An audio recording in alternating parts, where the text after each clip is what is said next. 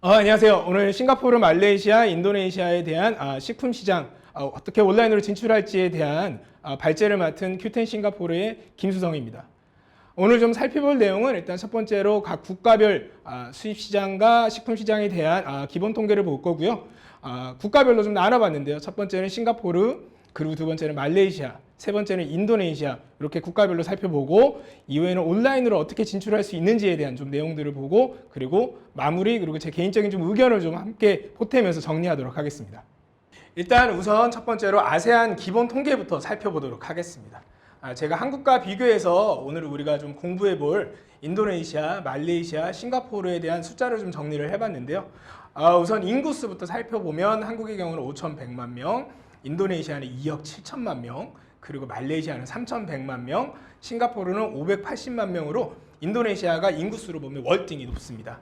1인당 GDP 수준을 좀 살펴보면 한국의 경우는 33,000불, 인도네시아는 3,800불, 그리고 말레이시아는 11,000불, 싱가포르는 64,000불 정도의 수준을 보여주고 있습니다. GDP 경제 성장률도 또 좀 살펴보면 한국의 경우는 연간 2.7%의 성장, 그리고 인도네시아는 5.2%, 말레이시아는 4.7%, 그리고 싱가포르는 3.1%로 인도네시아와 말레이시아는 여전히 좀 높은 경제 성장률을 보여주고 있습니다. 인터넷 이용률도 우리가 좀 살펴보면요. 한국의 경우는 95.9%로 뭐 대부분의 인구들이 인터넷을 좀 사용하고 있고, 인도네시아 같은 경우는 39.8%로 낮은 수준이나 모바일 인터넷이 확산되면서 여전히 매년 좀 높은 성장률을 보여주고 있습니다. 말레이시아의 경우에는 81%고 싱가포르의 경우는 88%로 특히나 싱가포르의 경우는 모바일뿐 아니라 홈에서 사용하는 홈 PC 인터넷도 높은 비중을 보여주고 있습니다. 싱가포르 식품 시장 현황에 대해서 살펴보도록 하겠습니다. 싱가포르는 식품의 90% 이상을 수입에 의존하고 있고요. 통계청 자료를 좀 살펴보면 연간 추정치로 보면 연간 음료는 2조 9천억 원, 그리고 채소 및 과일은 2조 원, 그리고 육류는 1조 3천억 원, 그리고 수산물은 1조 2천억 원, 커피, 차, 코코아의 경우 1조 원, 그래서 연간 한 8조 6천억 원 정도의 수입 규모를 보여주고 있습니다. 싱가포르 가공식품의 특징을 좀 살펴보면요. 싱가포르 소비자들은 좀 제품과 가격, 그리고 브랜드 가치를 통해서 좀 소비를 많이 결정하고 결과적으로 좀 가성비가 높은 상품을 선호하는 편입니다. 그리고 소비자의 건강, 위생, 영양상의 조건을 만족시키는 좀 프리미엄 제품을 요구하는 소비자의 니즈가 좀 증가하고 있고요. 최근 정부에서 주도하는 더 건강한 선택 캠페인을 통해서 신선하고 영양가 있는 냉동식품을 선호하고 있습니다. 그리고 근래 한류의 영향으로 K-팝, K-뷰티 이런 것뿐 아니라 K-푸드에 대한 인기가 많이 높아지고 있고, 그리고 K-푸드에 대한 좀 프리미엄 이미지가 많이 제고되고 있는 상황입니다. 간편조리 식품 시장하고 동향 전망을 좀 더 살펴보면 우리가 싱가포르 간편조리 식품 시장 규모는 연간 싱가포르 달러 4,500만 달러, 그리고 하나로 390억 원 정도 규모고요. 싱가포르 간편조리 식품 시장은 현재 좀 포화 상태이나 뭐 건강한 제품 이런 거를 트렌드로 그래도 지속적으로 좀 성장하고 있는 추세입니다. 그리고 간편조리 식품의 93% 이상이 오프라인 식료품에서 유통되고요. 슈퍼마켓 그리고 뭐 소형 이런 식료품점에서 많이 좀 유통이 되고 있습니다. 간편조리 식품 동향을 좀 더 살펴보면 싱가포르 조리식품 중에 상온 간편조리 식품 시장이 전체 매출의 34%로 굉장히 좀 높은 편이고요. 이 중에 좀 라면류는 사실 제외됐습니다. 라면류 하나만 해도 연간 한 1,500억 정도 규모를 좀 넘어서고 있어서 라면은 좀 제외한 나머지 상온 간편조리 식품에 대한 규모로 좀 보시면 되고요. 그리고 상온 간편조리 식품 중에 수요 및 소비가 가장 높은 품목은 통조림, 캔 등이 있습니다. 그리고 싱가포르 통조림 제품 수입 규모는 2018년 기준으로 한 1,536만 불, 그리고 이 중에 가장 좀 수입 의존도가 높은 국가가 태국, 그리고 말레이시아 수준으로 보실 수 있습니다. 그리고 냉동식품의 경우는 지난 5년간 한 12.4%, 그리고 전년 대비 4.5% 매출 성장을 기록해서 전체 성장률은 낮은 편이라 이 냉동식품에 대한 성장률은 좀 굉장히 높게 올라가고 있는 추세입니다. 그리고 고품질, 고영양, 그리고 저열량 간편조리식품, 그리고 뭐 치킨 라이스, 칠리 크랩 이런 것처럼 싱가포르의 좀 고유의 맛을 살린 상품들이 많이 인기를 끌고 있습니다. 한국의 경우 좀 싱가포르의 한국 뭐 소고기, 육류 등은 좀 수출 제한이 있어서 좀 힘드나 한 가지 또 우리한테 호재는 온라인 직구를 통한 개인 소비 물품으로의 통한 수출은 문제없이 진행되고 있습니다.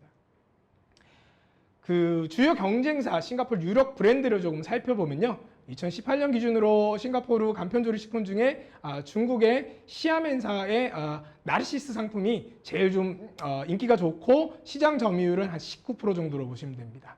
그리고 이쪽에 주력 상품은 육류, 과일, 채소류 등을 좀 통조림으로 만든 상품들이 많이 있고요. 그리고 보존료와 그다음에 인공 감미료 이런 것들을 좀 첨가하지 않아서 담백한 맛과 그리고 합리적인 가격으로 소비자들에게 인기를 좀 끌고 있습니다. 두 번째 브랜드로는 아얀 브랜드고요. 시장 점유율은 17.5%, 그리고 싱가포르의 입맛에 좀 맞는 다양한 통조림 제품을 구비하고 판매하고 있습니다. 주로 생선이나 콩 제품의 통조림 제품이고요. 싱가포르 정부의 이 더 건강한 선택이라는 캠페인에 따라서 좀 칼로리를 고려한 제품들도 많이 출시를 했습니다. 주력 제품인 고등어 통조림, 그리고 토마토 소스, 칠리 소스, 테리야끼 소스 뭐 이런 것들로 다양한 좀 맛을 선택할 수 있고 사이즈도 좀 소형화해서 좀 소비자 기여에 맞도록 제공을 하고 있습니다.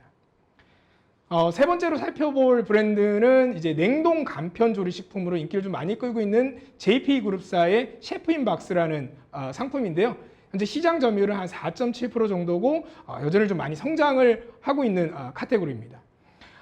이 상품의 특징은 할랄을 인증받고 그리고 신선한 재료로 만들었다는 게 특징이고요.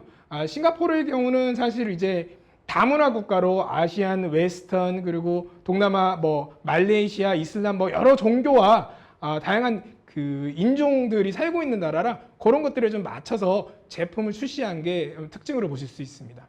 그리고 근래에는 또 한식을 좀 감미해서 그런 식품들로 소비자의 좀 이목을 끌고 있고요. 그리고 셰프 인 더 박스는 사실 전문 셰프가 만든 좀 간편식이라는 그 마케팅 포인트를 가지고 그리고 합리적인 가격으로 고품질의 제품을 좀 제공을 하고 있어서 소비자들에게 요즘 아주 많이 인기를 끌고 있습니다. 다음으로 말레이시아 식품 시장 현황에 대해서 좀 살펴보겠습니다. 말레이시아 전체 식품 수입 시장의 규모는 연간 한 10조 9천억 원이고요. 카테고리별로 살펴보면 곡물이 3조 원, 채소 및 과일이 2조 3천억 원, 커피, 차, 코코아가 2조 4천억 원, 그리고 수산물, 육류, 설탕, 꿀, 음료 수준으로 교육 규모가 있습니다. 말레이시아 가공식품 규모를 좀 보면요. 2017년 기준으로 말레이시아 가공식품 시장 규모는 전년 대비 1.3% 증가한 87억 5,700만 달러이고요. 말레이시아 GDP에서 가공식품이 차지하는 비중은 2.8%입니다. 이 비중을 가지고 2019년 시장의 규모를 좀 추정해 보면 원화로 대략 한 12조 원 정도의 규모로 추정이 됩니다.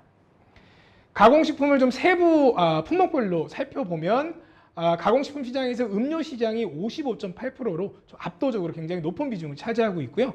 기타 식품군은 이제 면류가 20%, 유제품 및 아이스크림이 12%, 제가류가 11%, 간편조리 식품이 0.3%, 265억 원으로 좀 작은 편입니다. 즉석식품에 대한 시장 동향을 살펴보면 2019년 즉석식품은 전년 대비 전체 유통시장 소비자 판매 가격이 3% 정도 증가해서 1억 3,200만 링깃, 하나로 376억 원 정도 규모가 되고요. 그 소비자의 생활 패턴 변화로 좀 꾸준한 성장이 예상되고 있습니다.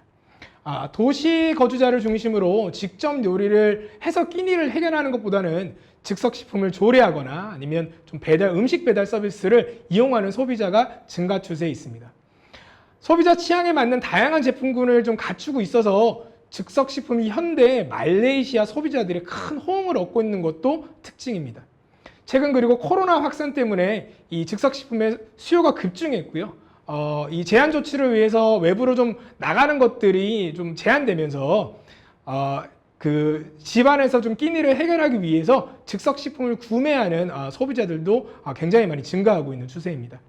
그리고 현지 주요 제조사들은 소비자의 다양한 기호를 만족시키기 위해서 육류, 어류, 해조류, 채소류를 등의 좀 다양한 제품을 출시해서 소비자들의 마음과 다양성에 대해서 니즈를 충족하고 있습니다. 다음으로 그 말레이시아 유력 브랜드 경쟁사라고 할 수 있는 분들에 대해서 좀 살펴보면요.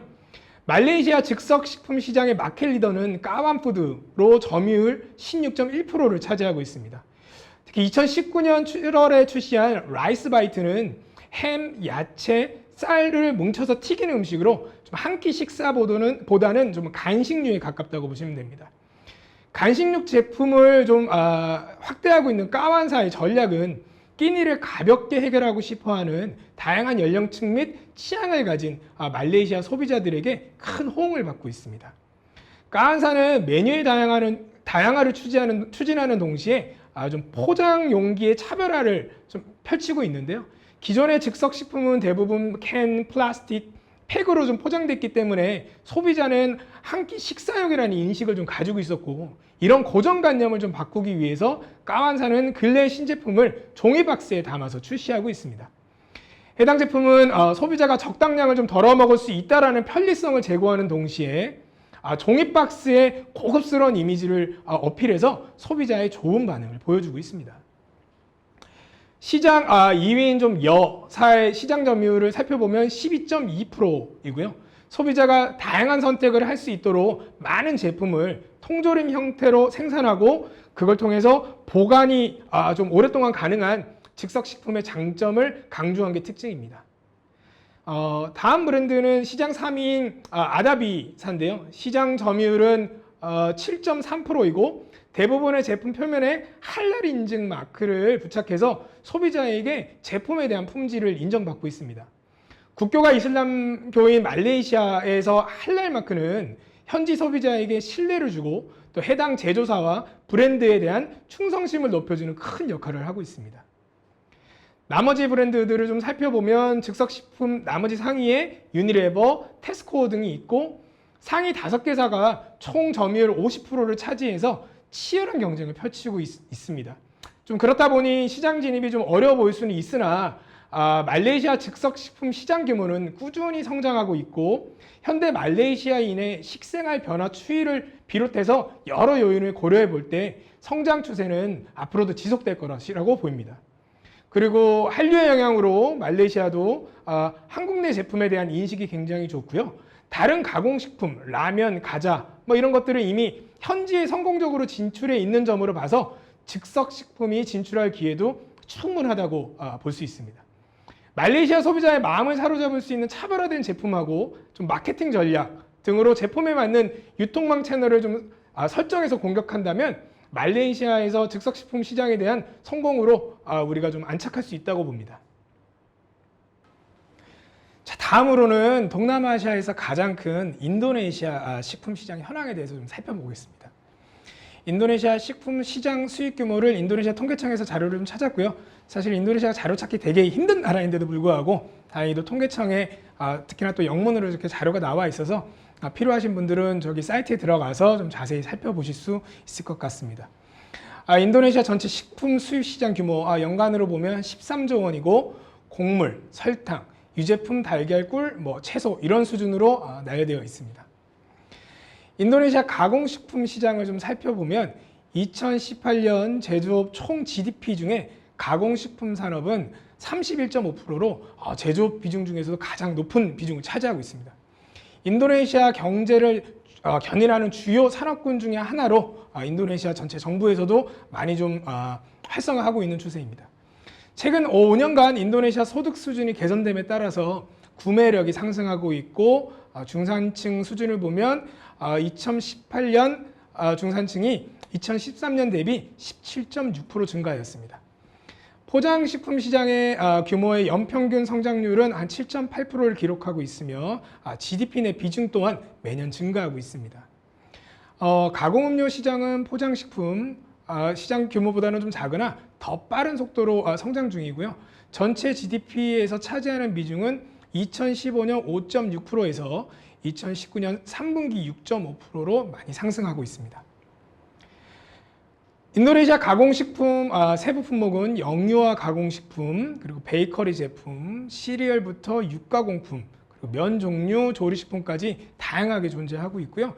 2019년 매출액 기준 상위 5위 품목군은 쌀, 파스타, 면 종류이고 그 다음으로 영유아 식품, 제빵류, 음료, 우유 등의 순으로 나열되어 있습니다.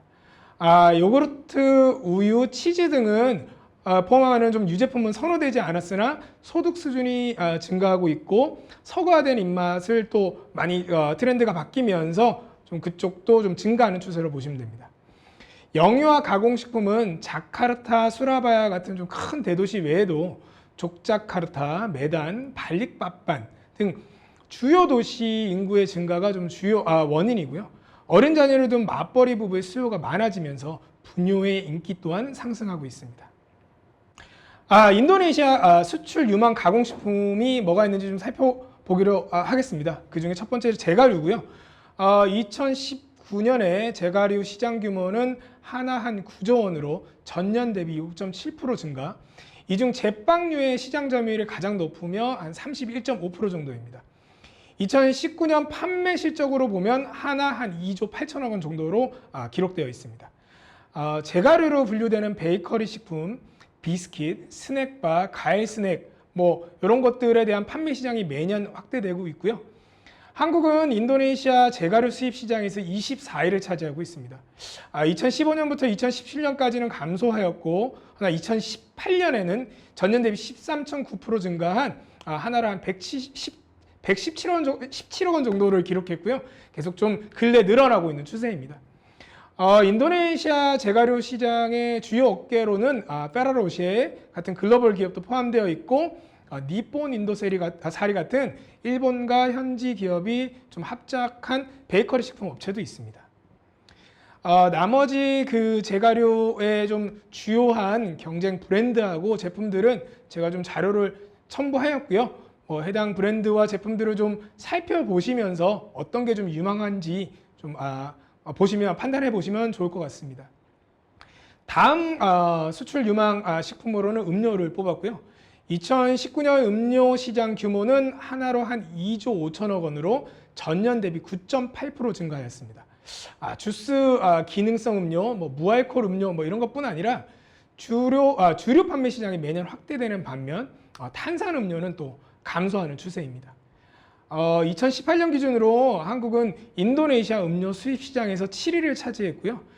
경제 상황하고는 관계없이 최근 5년간 수입액 규모가 지속적으로 증가하였고 2018년 한국산 음료 수입 규모는 가공 커피 음료 수입의 폭발적인 증가로 인해서 전년 대비 200% 이상 증가하였고 금액으로는 하나 한 299억 원 정도를 기록하였습니다. 2018년 한국과 미국을 비롯한 상위 10개 수입 국가 대 인도네시아 음료 수입 규모가 증가하였고 인도네시아 소비자들의 음료 소비량이 증가함에 따라서 단맛의 음료수와 주류 수입이 증가하고 그리고 이로 인해서 인도네시아 음료 수입 시장이 많이 성장하고 확대되고 있습니다. 인도네시아 음료 시장의 주요 업계는 다농아쿠아, 하이네켄, 코카콜라, 쌈메구에가 같은 좀 글로벌 기업도 다수 포함이 되어 있습니다. 나머지 음료 브랜드와 주요 제품들도 제가 자료에 첨부하였고요. 이 부분도 좀 자세히 살펴보시면 좋을 것 같습니다. 다음으로는 면류인데요. 2018년 면 파스타 시장 규모는 하나로 한 4조 4천억 원, 전년 대비 7.9% 증가하였습니다. 2019년 시장 규모는 원활 한 4조 7천억 원이고 전년 대비 8.2% 정도 증가하였습니다. 면으로 분류되는 봉지라면, 컵라면, 파스타 등에 대한 인도네시아인의 수요가 높고요. 면 시장에서 차지하는 비중이 가장 큰 제품은 봉지라면, 컵라면, 이런 이제 인스턴트 면이 대부분입니다. 한국산 라면에 대한 수요가 최근 5년간 급증하면서 2014년에 한 35억 원에 불과했던 한국 라면 수입액이 2018년에는 181억 원으로 5년 사이 한 6배 이상 증가하였습니다. 이는 신라면, 이런 유명 브랜드 라면의 고정적인 인기가 있었고 거기에 불닭볶음면이 이제 폭발적으로 인기를 얻으면서 전체 수입량도 많이 늘어난 걸로 기록되었습니다. 인도네시아 면 종류 시장의 주요 업체는 인도푸드 석세스 막물, 그리고 사얌 마수다마 등이 있고, 이들 기업은 대부분 뭐 라면 제품을 판매하고, 인도네시아인들 사이에서는 뭐 인도미, 팜미, 미스타카 같은 뭐 이런 브랜드들이 있고, 이런 브랜드들의 인지도는 한국의 뭐 신라면, 삼양라면 뭐 이 정도 인지도로 판단을 하시면 될 것 같습니다. 나머지 파스타 면류에 대한 주요 경쟁사하고 또 뭐 브랜드 제품에 대해서 또 제가 자료를 넣었고요. 이 부분도 자료를 참고해 주시면 좋을 것 같습니다. 다음으로 이제 간편조리 식품을 뽑았는데요. 인도네시아 간편조리 식품 시장 규모는 하나로 한 1조 9천억 원으로 2014년부터 2019년까지 연평균 한 9% 정도 성장률을 보여주고 있습니다. 간편조리 식품 시장에서 판매 비중이 높은 품목은 건식, 소스, 드레싱 조미료 뭐 이런 종류들이 있고요. 시장 규모로는 한 24조 루피아로 사실 이제 전체 간편조리 식품의 대부분을 차지하고 있습니다. 그리고 레디밀과 스프가 있고 레디밀 같은 경우는 원화로 한 128억 원 규모, 그리고 스프는 75억 원 규모로 판단하시면 될 것 같습니다. 한국 제품의 수익 규모는 사실 이제 2018년 기준 인도네시아 간편조리 식품 수입 시장에서 5위를 기록했고, 수익 규모는 하나로 602억 원 정도입니다. 2018년 기준으로 한국 기타 조제로 식품류는 하나로 한 580억 원, 그리고 소스 조미료류는 한 15억 원, 그리고 스프, 뭐 브로드형 조제 식품류는 4억 8천만 원 정도로 집계되었습니다. 간편조리 식품은 통조림하고 봉지 형태에 담겨 포장되어 있고, 식품 형태는 물을 부어 최종 조리 과정을 거쳐야 하는 분말 형태가 많이 있습니다. 우리나라 일반 마트에서 쉽게 발견할 수 있는 봉지형 뭐 액상 레토르 제품 뭐 이런 것들은 좀 찾아보긴 힘들고요. 통조림 병 등에 담긴 조미료, 소스류, 그리고 레디밀이 주로 판매되고 있습니다. 인도네시아 간편조리 식품 시장의 주요 업체는 캐닝푸드, 그다음에 인도푸드 석세스 막물, 그리고 델리푸드 센토사 등이 좀 있습니다. 간편조리 식품에 대한 나머지 뭐 주요 브랜드와 제품들도 제가 자료에 좀 넣었고요. 이 부분도 함께 살펴보시면 좋을 것 같습니다. 이제 이 언급한 국가들의 온라인으로 어떻게 진출할 수 있을지 전략에 대해서 살펴보도록 하겠습니다. 첫 번째, 일단 동남아시아 전자상거래 시장 규모를 살펴보면 2019년 기준으로 각 나라별 전자상거래 규모가 인도네시아는 24조 원, 말레이시아는 4조 원, 싱가포르는 2조 2천억 원으로 인도네시아가 압도적, 그리고 2015년 대비 2025년 예상 성장률 또한 48%로 가장 높습니다. 인터넷 경제 성장은 아직 동남아시아 전역으로 고르게 확산되지 않았고요.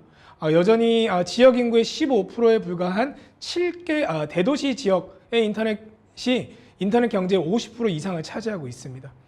평균적으로는 대도시 지역에 사는 사람들은 다른 지역에 사는 사람들보다 6배 더 많은 온라인 구매를 하고 있고요.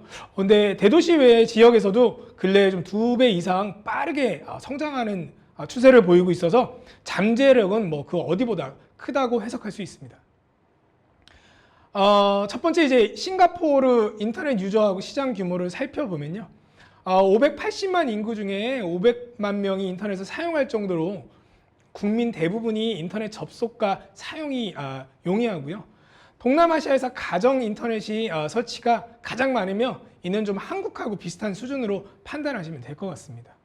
온라인 결제 비중으로 봤을 때 여행, 차량 공유 서비스, 그리고 전자상거래, 미디어 순이고, 최근 차량 공유 서비스를 하는 그랩도 푸드 딜리버리 그리고 마트 서비스를 런칭하면서 뭐 이런 산업군에 있는 다른 서비스들도 사실 이 전자상거래 쪽으로 많이 확대를 하고 있습니다. 그리고 전반적으로는 인터넷 봤을 때 인터넷 서비스 인프라가 가장 잘 되어 있고 동남아시아에서, 그리고 서비스에 대한 고객 이익도도 엄청 높은 편인데, 대신 좀 인구나 시장 규모가 작다 보니 좀 성장 잠재력에는 한계가 있는 걸로 우리가 판단해 볼 수 있습니다. 싱가포르 전자상거래를 좀 자세히 살펴보면 제가 이제 아이프라이스라고 이쪽에 각 전자상거래를 비교하는 사이트 자료를 첨부를 했는데요. 분기별 트래픽 자료를 기반으로 뭐 아이프라이스에서는 좀 랭킹을 매겨놨는데, 사실 이제 뭐 실제 거래량이나 뭐 규모는 확인이 불가합니다. 트래픽 자료만 좀 참고하시면 될 것 같고요. 상위 업체 4곳 중에 라자다, 쇼피, 큐텐, 아마존 이런 모든 메이저 업체들이 한국 식품을 취급하고 있고, 특히 큐텐하고 쇼피의 경우에는 한국 판매자들을 위한 셀러 센터를 한국 내에서 또 운영 중에 있으니 필요하신 분들은 이용하실 수 있습니다. 싱가포르의 경우 대부분의 직구 상품이 별다른 규제 없이 수입되고 있고요. 배송료를 포함해서 싱가포르 달러 400불, 원 한 34만 원 정도 이하면 관세도 면제되고 있습니다. 한국 라면, 제과류, 음료, 건강식품 등 상온 간편식품뿐 아니라 큐텐의 경우 귤, 포도, 깻잎, 그리고 냉동 생선 이런 것들도 현지 벤더하고 그리고 큐텐에서 운영하는 자회사 배송 시스템을 통해서 활발히 판매되고 있습니다. 최근 코로나 사태로 인해서 자택근무 그리고 봉쇄 등이 이루어졌는데요. 그 덕에 식품 카테고리 매출이 아주 급증하였습니다. 특히나 또 한류 영향으로 한국 영화, 드라마, 쇼를 통해서 한식품을 접한 고객들의 상품 구매 범위가 넓어지고 있고요. 예를 들면 영화에서 나왔던 짜파구리 이런 것들에 대한 사실 구매자들의 전환율도 저희가 올라가고 있다는 걸 데이터로 확인할 수 있었습니다. 다음 자료는 싱가포르 큐텐에 있는 한국 이제 베스트셀러 중에 한국 식품들을 좀 몇 가지 나열을 해봤는데요. 위에서부터 보시면 한국 주류 소주, 그리고 정간장, 곤약 젤리, 그리고 비비고에서 나온 즉석 요리식품 이런 것들, 그리고 김치도 팔리고 있고, 아래 보시면 실제 이제 냉동 생선도 여기 현지 벤더가 한국에서 수입해서 공급하고 있습니다. 그리고 고춧가루 이런 것들도 한국의 유튜브나 이런 것들을 보고 본인들이 조리를 하면서 저런 것들에 대한 소비도 늘어나고 있습니다. 그래서 한국발 직구 그리고 싱가포르 현지 창고 서비스 또는 현지 벤더하고 협업을 통해서 한국에 좀 다양한 식품들이 판매되고 있고요. 건강식품, 다이어트 식품, 캔 음식, 냉동식품 그리고 신선식품 쪽에 전망이 굉장히 밝다고 볼 수 있습니다. 그리고 냉동과 신선식품의 경우에는 현지 창고 또는 새로운 배송 수단을 통해서 좀 확장성이 무궁무진하다고 판단이 되고 있습니다. 말레이시아 인터넷 유저와 시장 규모를 좀 살펴볼 건데요. 말레이시아의 인터넷 경제는 불황에도 불구하고 연평균 한 21%의 꾸준한 성장세를 이어가고 있고, 가장 전망이 밝은 곳인 이커머스는 2015년 이후 규모가 3배 이상 커졌습니다. 그래서 2019년에는 규모를 한 3조 5천억 원 정도로 이제 확인되고 있습니다. 말레이시아의 인터넷 경제는 성장세가 좀 꺾일 기미를 보이지 않고 매년 2자릿수로 성장하고 있으나, 근데 이는 다른 지역에 비해서는 굉장히 갈목한 만한 속도고 엄청 빠르게 성장하고 있는데, 인도네시아, 베트남에 비해서는 약간 더딥니다. 그렇다고 쳐도 전체 2자릿수 이상이니까 한국에 비하면 굉장히 크게 많이 발달하고 있다고 보시면 됩니다. 다음은 이제 전자상거래 각 업체를 또 아이프라이스 자료를 좀 인용했는데요. 이 부분도 마찬가지로 실제 거래량과 규모는 확인이 불가하고 그냥 이런 업체들이 상위에 있다라는 이 정도로만 자료를 보시면 될 것 같습니다. 상위 업체 4곳인 쇼피, 라자다, 피지몰, 고숍 모두 식품 카테고리를 취급하고 있고, 입점 정보는 각 사이트 하단에 있는 걸 확인하실 수 있습니다. 배송의 어려움 때문에 좀 직구 상품보다는 현지 판매자, 현지 벤더 상품이 좀 많이 구성되어 있는데요. 대신 그만큼 직구나 또 벤더와 협업을 통한 성장 가능성도 굉장히 크다라고 판단이 됩니다. 최근에 또 코로나 사태 때문에 즉석 식품에 대한 수요가 그리고 온라인 구매가 굉장히 많이 늘어나고 있습니다. 다음은 좀 어떤 상품들이 팔리고 있나 온라인에서 그거 좀 피지몰에 있는 그 식품 카테고리를 참조했는데요. 말레이시아의 경우는 외식 문화가 발달해 있고 직접 음식점에 가서 소비하는 것을 선호하는 문화, 그래서 온라인 식품 시장은 아직은 조금 초기지만 앞으로 계속 확장되고 있다고 보시면 되고요. 전통적인 김치, 라면류 외에도 좀 현지인이 선호할 즉석 식품, 캔 음식 이런 것들을 통해서 시장 확대와 개척을 우리가 좀 도모해 볼 수 있습니다. 인도네시아 인터넷 유저와 시장 규모를 살펴보겠습니다. 인구수만큼이나 시장의 규모도 여타 다른 동남아 국가에 비해서 압도적으로 높고요. 그리고 성장 가능성도 그 어느 국가보다 높습니다. 인도네시아 고객들은 전자상거래, 차량 공유, 음식 배달앱 이런 것들을 많이 사용하는데, 이런 것들에 대한 뭐 6개월 방문자 수를 좀 보면 2016년에 80억 방문자, 그리고 2019년에는 300억으로 굉장히 급증한 걸 우리가 확인할 수 있습니다. 가능성이 큰 만큼 업체 간 경쟁도 심하고 뭐 정부의 각종 규제가 좀 많이 발생하고 있는 게 단점인데요. 정부의 규제를 한 예로 말씀드리면 개인 직구의 면세 한도가 그전에는 50불이었는데 사실 작년에 3불로 확 줄어들면서 뭐 결과적으로 대부분의 전자상거래 직구 상품에 세금이 부과된다고 보시면 됩니다. 마찬가지로 아이프라이스 자료를 좀 인용해서 상위 업체들을 좀 나열해 봤는데요. 상위 업체 4곳인 쇼피, 또코피디아, 붓갈라박, 라자다 모두가 식품 카테고리를 취급하고 있고 마찬가지로 입점 정보도 하단에 공지하고 있으니 확인하시면 될 것 같습니다. 모든 수입 상품에 대한 정부의 규제가 까다롭고 그리고 특히 식품, 화장품 이런 경우에는 할랄 획득의 여부와 고객에게 굉장히 좀 민감하게 반응을 하고 있습니다. 그러나 여전히 직구를 통한 수입이 불가능한 건 아니고 여전히 통관이 가능하니까 이런 것들을 통해서 좀 테스트 상품을 우리가 좀 시도해 보면 어떨까 하는 생각입니다. 그리고 시장이 커서 마케팅 비용이 굉장히 높고 그리고 사전 준비하고 시간도 좀 오래 걸리지만 그래도 한번 상품 인지도와 브랜드가 자리를 잡으면 큰 매출을 기대할 수 있고 또 이거에 대한 앞으로 성장 가능성도 굉장히 크다고 보시면 됩니다. 그리고 하나 제안드리고 싶은 부분은 좀 다채널 전략을 좀 사용을 하셔서 메이저 온라인 전자상거래 그 외에 식품을 넣을 수 있는 모든 곳에 좀 입점하시고 그리고 오프라인 유통 채널에도 좀 같이 벤더들이 협업해서 넣으셔가지고 상품에 대한 고객 인지도를 늘리시는 게 제가 봤을 때 가장 중요한 포인트로 보입니다. 특징을 좀 보면 간식을 수시로 섭취하는 인도네시아인들 사이에서 제가류와 음료수는 좀 지속적으로 증가하고 있는 추세고요. 특히 삼양 불닭볶음면은 유튜브 먹방 이런 걸로 마케팅에 성공한 굉장히 대표적인 케이스입니다. 그리고 인도네시아 대부분의 인터넷 유저들이 엄청 활발하게 SNS를 사용하고 있기 때문에 이런 인터넷 SNS 채널을 이용한 마케팅이 매우 중요하다고 판단됩니다.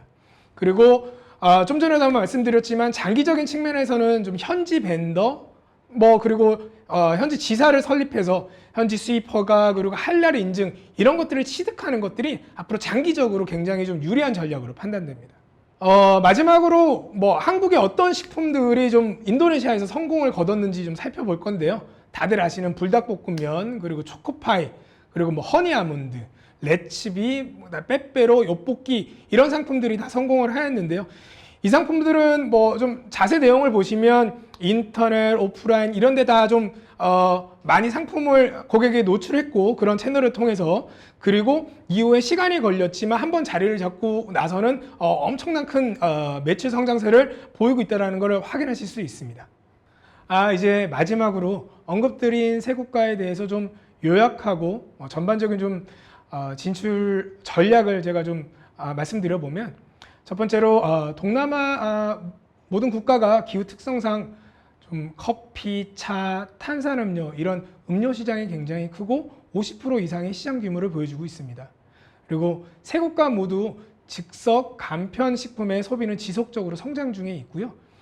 특히나 한국의 간편식품은 품질, 종류, 포장의 기술이 그 어느 곳보다 뛰어나고 경쟁력이 있기 때문에 해당 카테고리를 주목할 필요가 있습니다. 그리고 각 국가에 진출하실 때 가능한 식품을 취급하는 모든 전자상거래 업체에 좀 입점할 필요가 있고요. 아직 현지에서는 글로벌 브랜드에 비해서 한식품 브랜드의 인지도가 부족하니까 한두 채널에 선택해서 집중하시는 것보다는 전반적으로 저변을 넓히시는 게 중요합니다.